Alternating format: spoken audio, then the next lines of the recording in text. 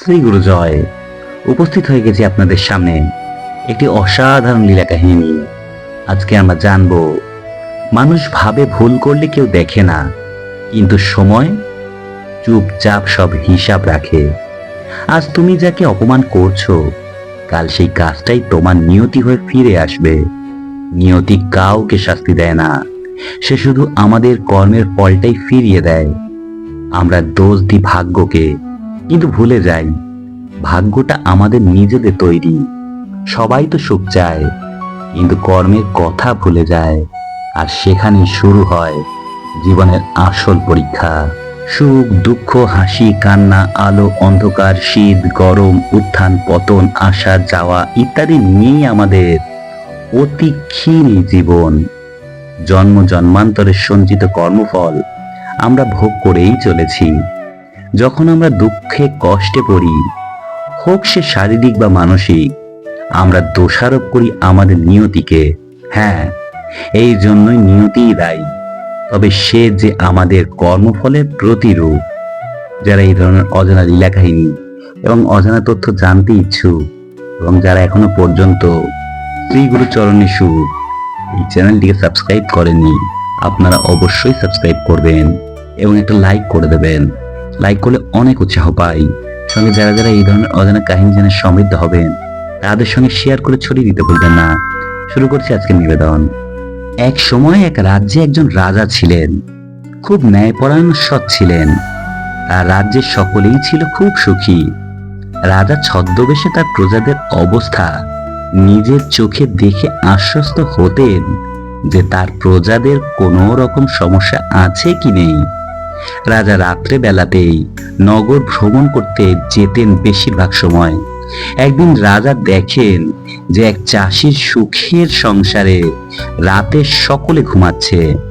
হঠাৎ দেখতে পেলেন এক সুন্দরী নারী আকাশ থেকে নেমে ওই চাষির ঘরে ঢুকলেন। রাজা দেখলেন ওই নারী সাপ হয়ে চাষিকে দংশন করে মেরে ফেলল এবং তারপর সেখান থেকে চলে যাচ্ছে। সে সাপ আবার নারী হয়ে গেল। রাজা দৌড়ে গিয়ে সেই নারীকে ডাকলো এবং বলল, কে তুমি?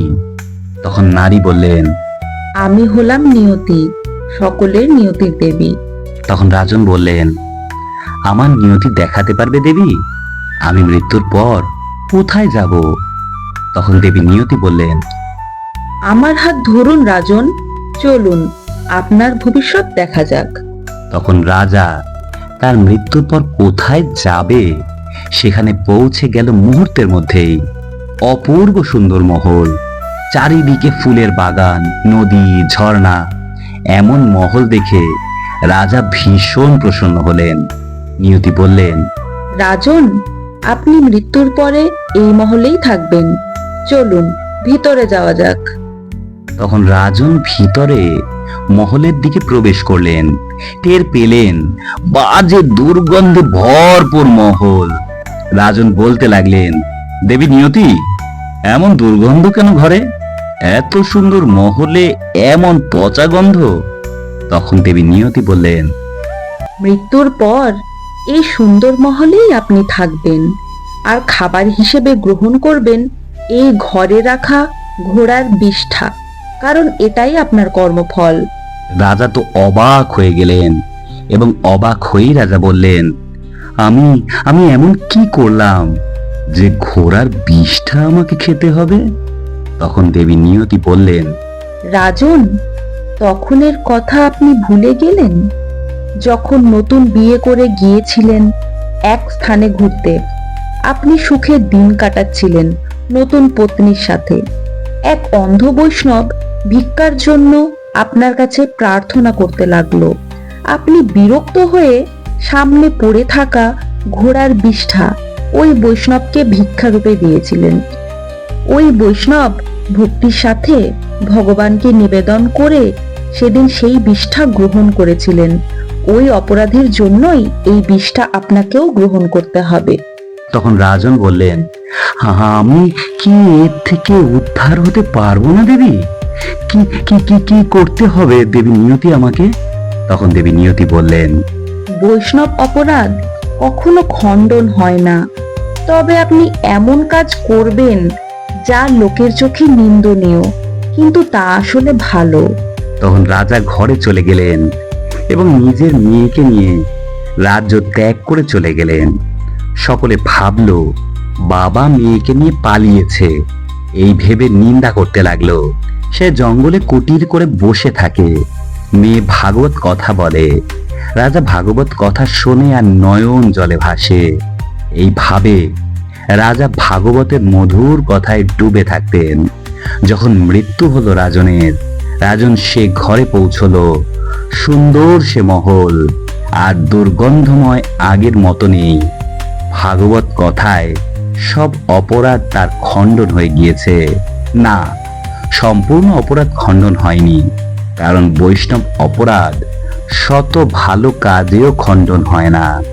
রাজা দেখলেন মহলের ভিতরে অনেক নয়, সেই বৈষ্ণবকে দেওয়া বিষ্ঠা সোনার থালায় আছে, যা তাকে গ্রহণ করতেই হবে। জীবনের সব অপরাধ ভগবত ভজনে খণ্ডন হয়, বৈষ্ণব অপরাধ হলে তা খণ্ডন হয় না। ভালো কাজ হাজার হলেও কিছু অপরাধের হিসেব কখনো মুছে যায় না। তাই যা করবেন ভেবে চিন্তেই করবেন। আজকে এইটুকুই, পরের দিন আবার উপস্থিত হয়ে যাব নতুন কোনো অজানা লীলা কাহিনী বা অজানা তথ্যের সঙ্গে। ততক্ষণ কিন্তু শ্রী গুরু চরণেষু এই চ্যানেলটিকে সাবস্ক্রাইব করতে ভুলবেন না। এবং যারা যারা এই ধরনের অজানা লীলা কাহিনী ও অজানা তথ্য জেনে সমৃদ্ধ হবেন, তাদের মধ্যে কিন্তু শেয়ার করে ছড়িয়ে দিতে ভুলবেন না। ততক্ষণ সকলে অনেক ভালো থাকবেন, সুস্থ থাকবেন। দেখা হচ্ছে পরের দিন। শ্রী গুরু জয়। হরে কৃষ্ণ। রাধে রাধে। ওম নমঃ শিবায়। নমস্কার সবাইকে।